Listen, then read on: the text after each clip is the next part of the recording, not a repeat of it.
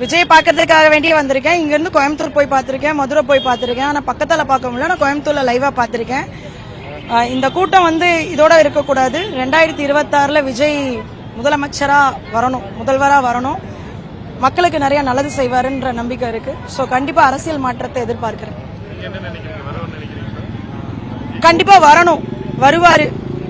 நம்ம தான் வர வைக்கணும். அவர் ஆட்சிக்கு வந்தாருன்னா இலவசம்ங்கிறத விட மக்களுக்கு உண்டான நல்லது நிறைய அவர் மூலியமா போய் கிடைக்கும்னு நான் நினைக்கிறேன். எல்லாரும் வராங்க, சொல்றாங்க, செய்யறது இல்ல.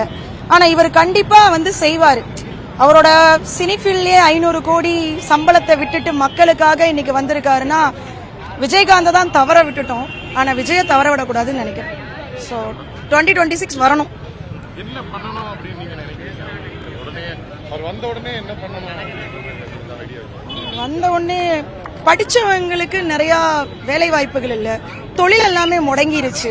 ஜிஎஸ்டி அது இதுன்னு போட்டு எங்க பார்த்தாலும் தொழிற்பேட்டை ஏரியாவே ஈரோடு தான். அந்த ஜவுளிக்கே ஃபேமஸான ஏரியாவே எங்க ஏரியா தான். இப்ப அதுவே இல்லாம நிறைய பேர் வருமானத்துக்கு இல்லாம கஷ்டப்படுறாங்க.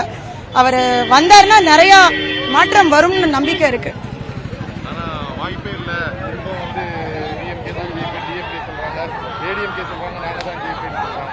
வாய்ப்பே இல்ல. டிவிகே தான், விஜய் தான், விஜய் மட்டும்தான்.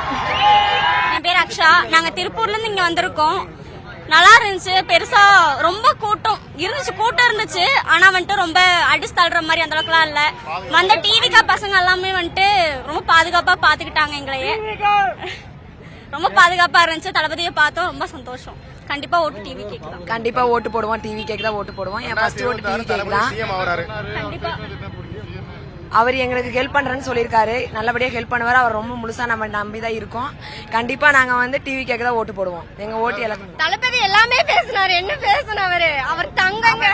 அவரை பத்தி வெளியே சொல்லக்கூடாது. அவரை பத்தி எதுவும் சொல்ல மாட்டோம். அவர் செயல்ல காட்டுவார். சேஃப்டி எல்லாம் பக்காவா இருந்துச்சு. பசங்க சேஃப்டியா இருந்தாங்க. எங்களை நல்லா பாத்துக்கிட்டாங்க. தண்ணில சூப்பரா கிடைச்சது. இருந்த இடத்துக்கு தண்ணி, வாட்டர் கேன், எந்த பிரச்சனையும் கண்டிப்பா ஓட்டு அவருக்கு தான் வரும். எல்லா சேஃப்டியும் செஞ்சு கொடுத்தாரு.